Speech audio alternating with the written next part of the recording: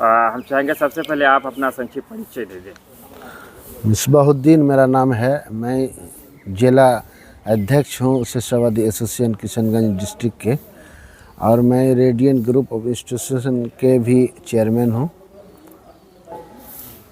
आने वाले 23 तारीख को बिहार के मुख्यमंत्री नीतीश कुमार जी शेरशाहवादी के साथ जो उनका वार्तालाप होने वाला है, जो मीटिंग होने वाली है, उसको लेकर क्या जानकारी है आपके पास? जी, 23 अप्रैल को मुख्यमंत्री जनाब नीतीश कुमार जी रेडियन मैदान में पहुँचेंगे 10 बजे, 10:30 बजे, और प्रोग्राम होगा हमारे यहाँ, और लाखों की तादाद में लोग आएंगे। ज़िले के हर शोबे से और हर कम्युनिटी के लोग आएंगे यहाँ।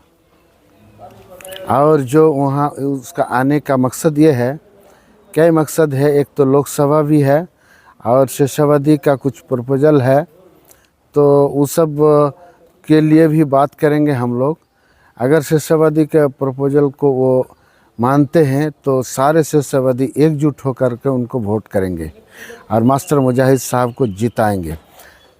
क्या प्रपोजल है, जरा सा उन पर कुछ जानकारी दे सकते हैं? हमारा प्रपोजल ये है कि हमारे शेषावधि में से किसी 2 आदमी को 2 विधानसभा का टिकट मिलना चाहिए, 1 नंबर प्रपोजल।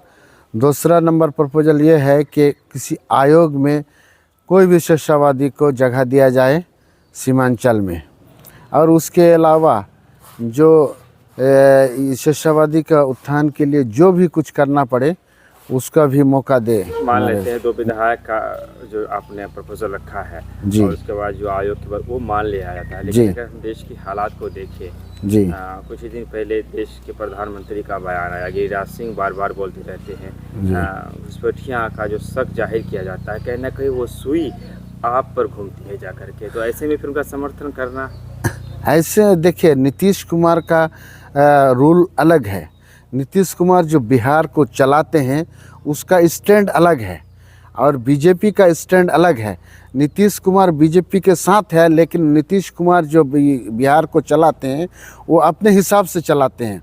और जहाँ तक बात है सीए, एनआरसी, एनपीआर की बात है, नीतीश कुमार इससे पहले भी बात आ रही थी विधानसभा में, और विधानसभा के इसमें इलेक्शन में, तो उस वक्त भी उसका उल्लंघन किया था और उसको माना नहीं था, और बाज़ाब्ता वो अपना विधानसभा में पास किया कि मैं एनआरसी, एनपीआर बिहार में लागू होने नहीं देंगे हर हाल में। अगर प्रपोजल को नहीं माना तो देखिए, इंशाल्लाह हमको उम्मीद है मानेंगे, और वो चाहते भी हैं। और जो जनगणना से पहले वो कह रहे थे कि जिसकी जो हक मिलना चाहिए वो मिलेगा बिहार में। और हमारे सीमांचल में सिर्फ जो जनगणना की तादाद आई है 14 लाख के करीब आई है। और आपको ये भी मालूम कर देते हैं कि किशनगंज की आबादी शेषावधि की 4 लाख है और वोटर 2.25 लाख है। तो इंशाल्लाह हम लोग हर एतबार से उनको वोट करेंगे। और जो यहाँ के कैंडिडेट है मास्टर मुजाहिद साहब, वो लायक भी है एमपी के, इसलिए कि वो 6 साल कोचाधामन में एमएलए रहे। उस 6 साल के अंदर उन्होंने 2250 करोड़ का काम किया है। अगर ये एक एमएलए होकर इतना काम कर सकता है, अगर वो एमपी जीत कर जा सकते हैं अगर हमारे लिए वो इसमें लोकसभा में, तो वो 22,000 करोड़ के काम कर सकते हैं। वो कुछ भी कर सकते हैं। आपको मालूम होगा कि उसको जिसने भी जब याद किया वो फ़ौरन वो जवाब देते हैं। उसको अगर कोई मामूली सी आदमी अगर फ़ोन किया तो उसको फ़ोन की अहमियत वो समझा, और अगर उसका फ़ोन साइलेंट रहता है तो बाद में भी वो कॉल करते हैं और उसका मसला को हल करते हैं। मुजाहिद साहब, आप जिस क्षेत्र में बैठे हुए हैं, ये मुजाहिद साहब का विधानसभा एरिया है।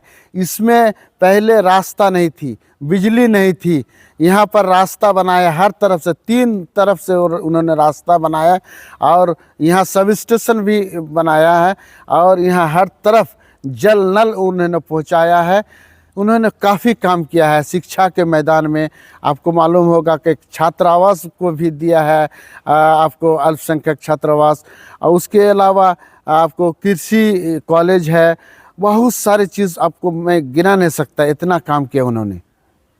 अगर काम की बात करें तो नीतीश कुमार और जनता भी उन्हें कुछ हद तक पसंद भी करती है, लेकिन बात गठबंधन की जब आती है, नरेंद्र मोदी का चेहरा आता है, तो उसके बाद फिर थोड़ा सा लगता है कि किसान की जो तहजीब रही शुरू से, सैयद शाहनवाज हुसैन को अगर हम माइनस कर देते तो कभी भी बीजेपी मैंडेट नहीं रही सीमांचल की जो जनता है।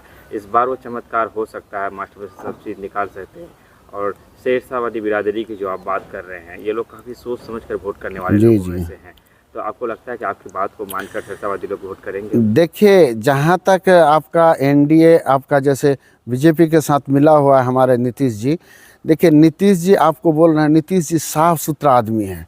नीतीश जी को सब जानते हैं, बिहार के हर कोने कोने के लोग जानते हैं कि नीतीश जी बहुत साफ सुथरा आदमी है। कोई गलत करने वाले को वो बख्शते नहीं हैं, अगर कोई गलत करते हैं तो उसको छोड़ते नहीं हैं, और उसको सब पसंद करते हैं, सब पसंद करते हैं। नीतीश जी जहाँ तक एनडीए से मिला हुआ है, नीतीश जी को बिहार में जो चला रहे हैं बिहार को, आप 18 साल से, इससे पहले भी बीजेपी के साथ मिला हुआ है, लेकिन आपको कहीं नहीं लगा है कि कोई कांड हुआ है और उसको छोड़ दिया है। नीतीश जी किसी तरह का कोई अगर गलत होता है तो उसको बर्दाश्त नहीं करता है। इसलिए यहाँ का जनता, यहाँ का मुस्लिम नीतीश जी को अच्छी तरह से जानते हैं और चाहते भी हैं नीतीश जी को, और अच्छी तरह से वोट देंगे नीतीश जी को।